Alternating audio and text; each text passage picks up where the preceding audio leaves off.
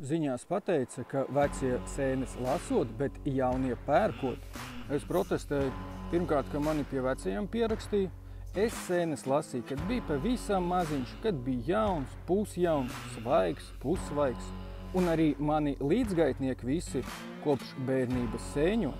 Tāpēc iesaku iedalīt tajos, kuriem patīk mežs, pastaigas, garas un svaigs gaiss, un tajos, kur ir diršļaki, dīvāni pirdēji, kuri tālāk pa Rīgas centru nemāk izbraukt un mežu ir tikai redzējuši bildēs.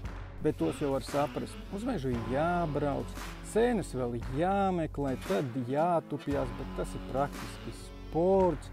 Vēl kaut kādas mūšiņas, varbūt kaut kāds tur sāriņš kaut kur iedursies. Kam viņiem tas? Kā arī ne kameras, ne liecinieku un ne sarnāzi blandos.